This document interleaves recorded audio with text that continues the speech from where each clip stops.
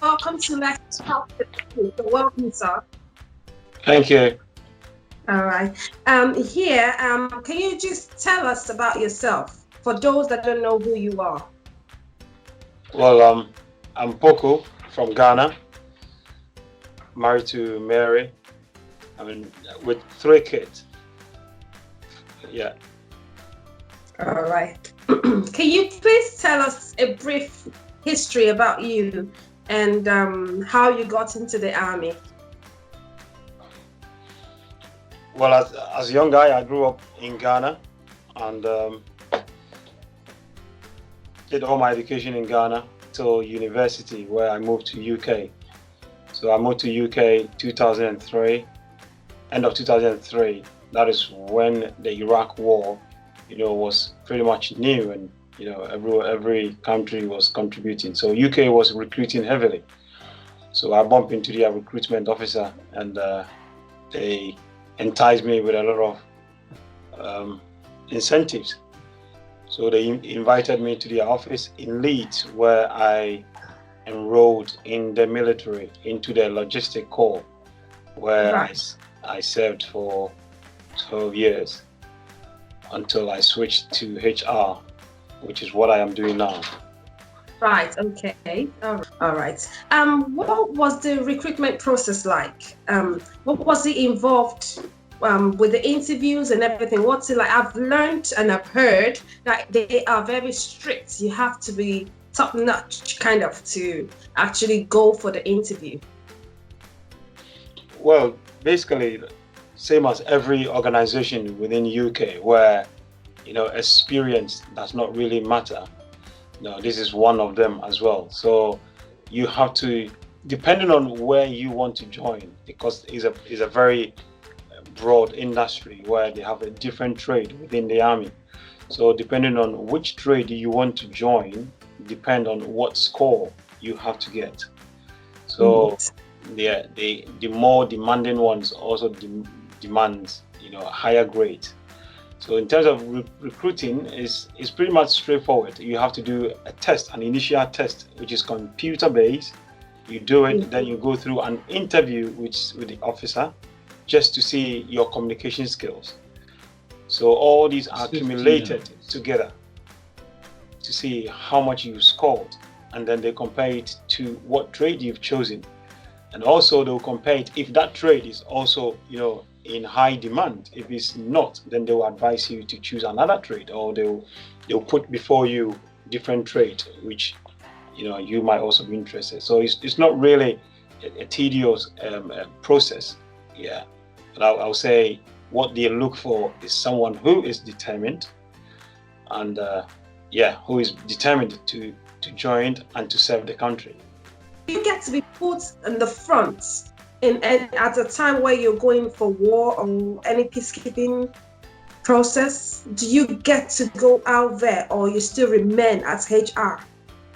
Yeah, when we deploy on exercises, we don't go to the front line, because that is not our specialty. They've got the special people that are trained for the front line. However, if they need be, then we, like I said, we are soldier first, so we can filter in if they need us to do that. But we have the special people that go to the front line. That meaning, as HRO, you still have the training for that possible position of being pushed in the forefront when you're being deployed. So you still get to be trained, physically trained, for anything that might happen, isn't it? Yeah. Now let's come to your personal life, because I've been to your YouTube channel. You're a soldier with a difference. Yeah, I must say, being in the military, like as a military officer, yes, you're in the HR, you're still a military personnel. So being in the military, or being a military officer, and also being an army of Christ, how do you combine this? Because you're equally a pastor. Yeah, I mean, like the Bible says, seek ye first the kingdom of God. So what I do in the military, I cannot do it without God. So therefore, even though I am serving I serve in the military, I still have my focus on God. Therefore, I was ordained as a pastor. So when I am called to do my duty in the military, I do it day to day. But I'm also on standby. I'm 24/7 to do my kingdom work. So I am like, I would say, a pilot. So I'm always alert that I am carrying passengers. You understand? So it is a challenging situation when maybe you might come to that question. How do you combine, hurting people, and then how do you and also, counseling people or comforting people?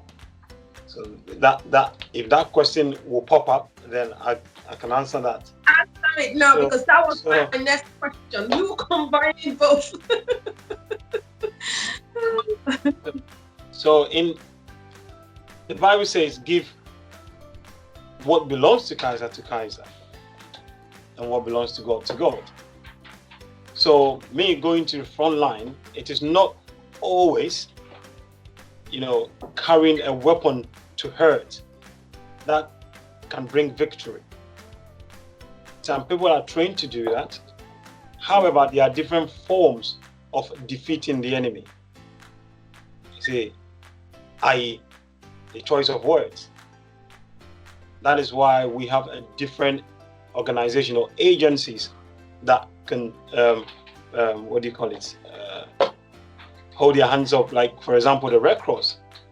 Right. In times of, critical war, whatever, they can still go and hold their flag up. So that is another means. So if being a military, I have chosen that I will be a pastor. Therefore, this is my weapon. So there are some people where, for example, when we went to Sudan, you will see violence coming.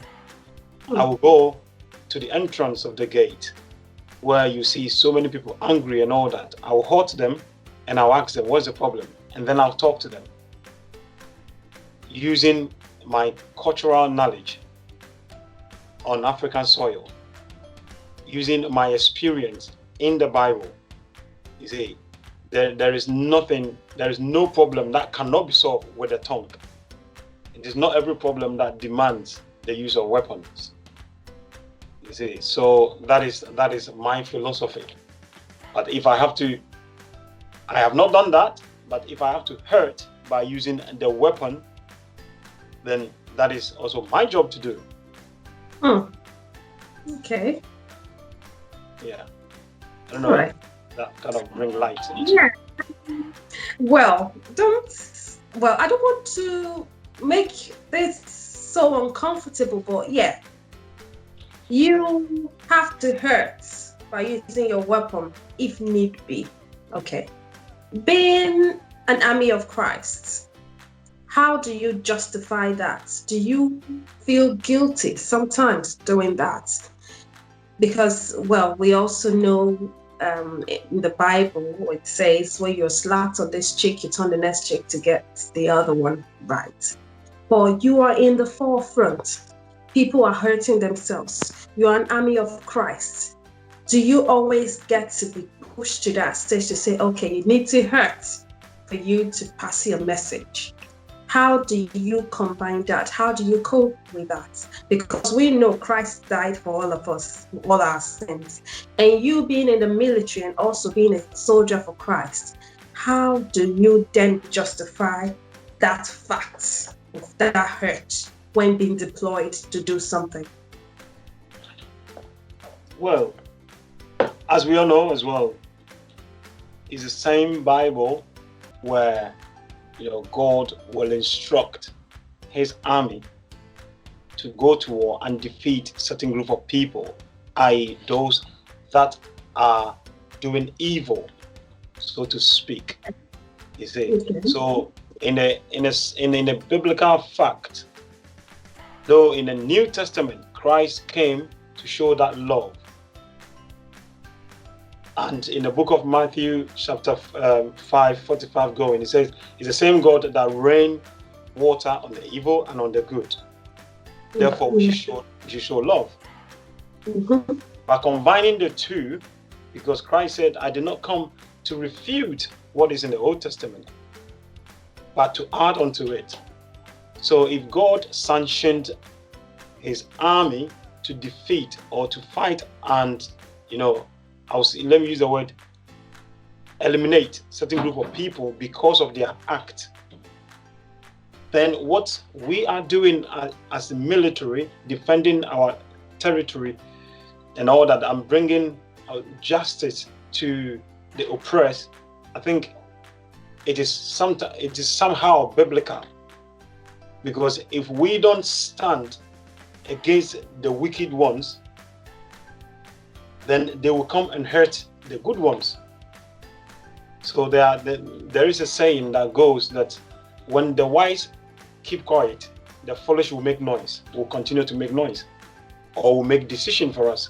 So therefore, how can the wise, defeat? So the wise need to stand up and defend this kind of bad people. So in the context of being a pastor and being in the military, that is where I draw my line. That look, as long as we are doing it, we don't go beyond our boundaries.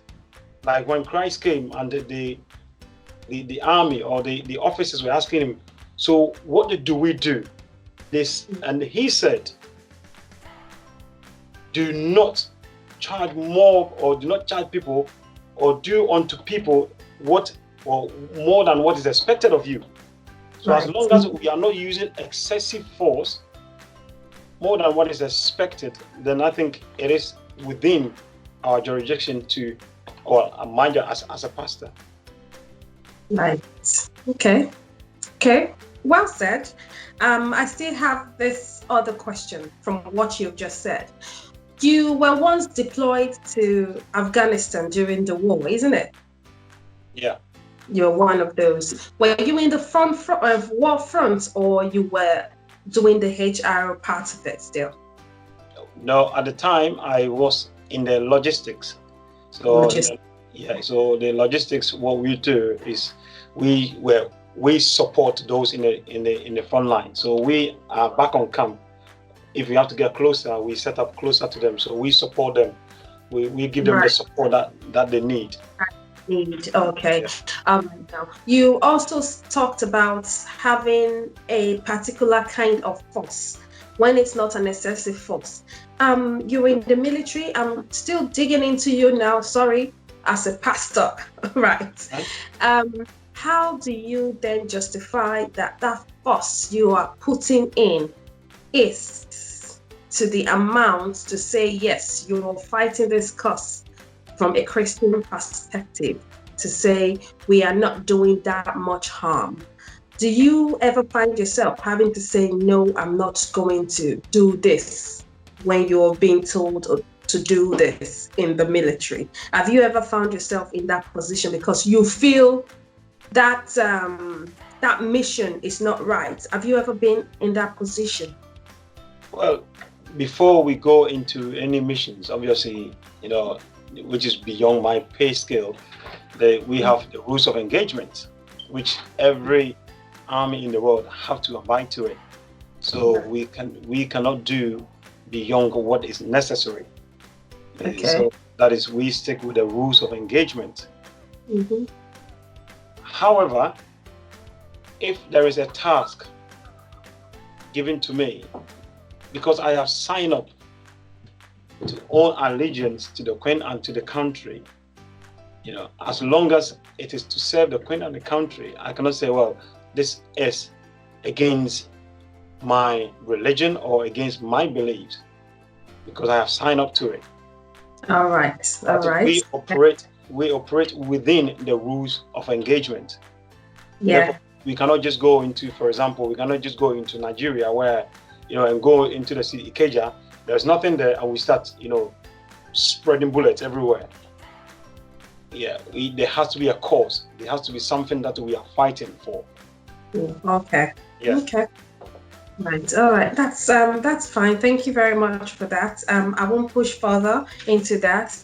I would like to talk now about the challenges you face because yes, you're following the rules and regulation and you're making sure it's always for peacekeeping and for a good cause. So what are the challenges you face in your day-to-day management of being in the military and equally as a pastor? Well, I mean, as a pastor, obviously you have your congregation where you it's like you have your flock, which you have to look after. Okay. I am not the main, pastor where, well, everywhere I go, I work under people. However, you also have a responsibility. So the challenge is when you have a routine going, and then all of a sudden there is, a deployment to go somewhere. You leave the church for God knows how long. You're going to have to answer to your duty. Therefore, you leave a gap of looking after the church. You see, Yeah.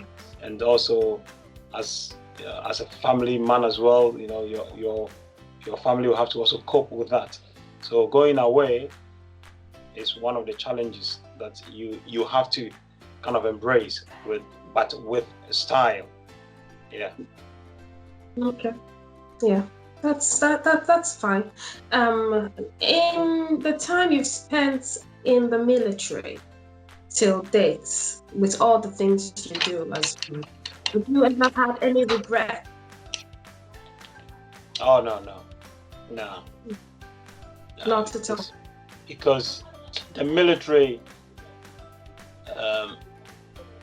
has given me that platform to operate as a pastor.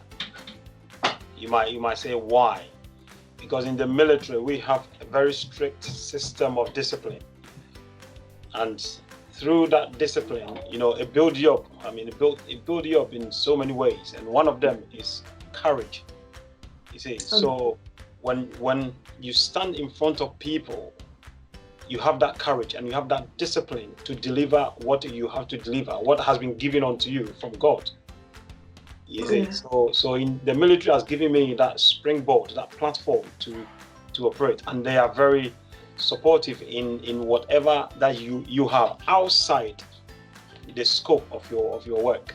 Also, since you've not really had any regrets and you've been able to actually speak about the word of God while working, that means there's no barrier, there's nothing against your religion being in the military, which is really good. So now, in your line till date, you're a Christian, we know. Do you have a mentor or a spiritual guardian per se?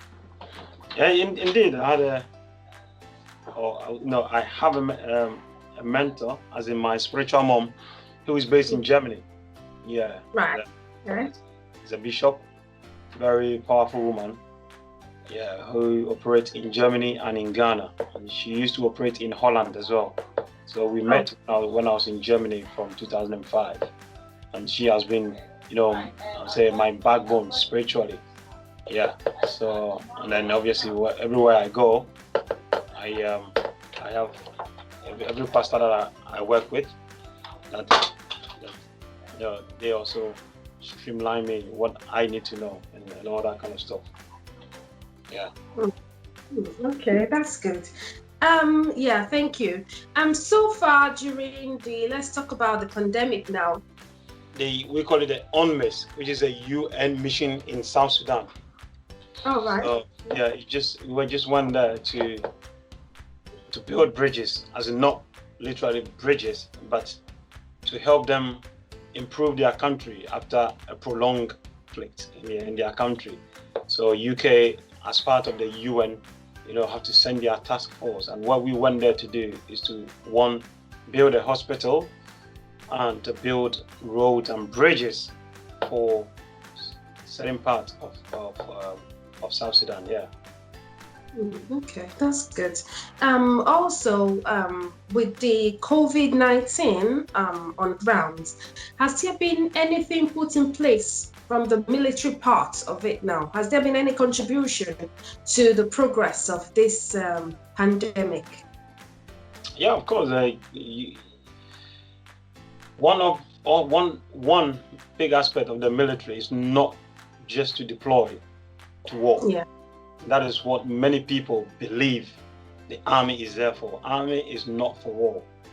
Army is also for domestic support, as in national. So if you have seen so many, when there is a flood anywhere in the country, you will see the military going there to stop the flood and all that. They send their equipment. So with any problem or crisis in the country, army gets involved heavily. I don't know if you have read it or seen it. When it started, the army have supported in so many ways. The NHS building hospitals and all that. So, and providing PPE in certain parts of the country. So the army has been a very huge force in fighting this pandemic. Thank you very much, sir. Yeah, thank you. I did that right. Well, thank you so much. It's actually been wonderful having you, and it's an honor actually me sitting here speaking with a military officer of your caliber, which is really awesome. But before we let you go, it's a brief interview just to get know a few things from you and how you combine what you do and being a military officer. Right now, we'd like you to advise those people that intend to join the army. And it's possible they also have or feel the same way you do because you are a pastor. They might have one thing or the other they're doing. What advice have you got for them? Well, I mean, I wouldn't stop anyone joining the army. I mean, we know back home in our country how problematic it is to join the army. They have to consider height and build and all that. But in this country, what they look for is the ambition for you to join. I mean, as long as you have the zeal that you want to serve Queen and country, that's fine. And there are so many opportunities if you want to tap into it. There are so many opportunities, ranging from sports to academic. Yeah, anything that you want to do in the army, you are free to do. They will give you the time to do it. So it is not scary. Everything is mental. When I say mental, your mental well-being, how you can endure, what are the challenges and all that. There's no challenge that you cannot overcome. But it's just in every industry that you want to go. In your industry, there's a challenge that sometimes do you want to give up? Do you want to continue and all that? We have it everywhere. But the army is a very good industry which gives so much support to everyone. When I say everyone, I mean everyone. Race, color, background, anything. Especially the UK Army. Yeah. So I would advise anyone who wants to join, if they qualify to join, they are free to join, and any office that they go, they will get the much support that they need. Yeah, that's all I can say. Yeah. Thank you. That's really nice of you. Thank you so much, and thanks for joining us. It's actually a good thing to know that someone that's God-fearing is actually amongst the military army, which would actually help, because it's not just going to be people running here and there thinking, the military officers, they are all trained to just go and shoot. There are also people who are God-fearing amongst them, which is really nice, which is really, really good and encouraging. This video is going to go that far because everyone that have a different kind of belief, like me, I wouldn't lie. I'm one of them that just think, a military officer, oh my God. Yeah, but seeing that other aspect you can actually be this and equally serve God and have another mission and have another purpose. And understanding that military is not all about people going to fight war. There are several departments where you can actually do like HRO, the chef, and all those other things. It's really nice to know. So thank you so much for joining us today on Let's Talk. May God bless you, and thank you. We love the good work you're doing. I've actually been on. I love all the music, the sound and the background. It's really, really awesome. Thank you so much, sir, and keep up the good work. Thank you, sir. Okay, thank you very much, Precious. Have a good day. Yes.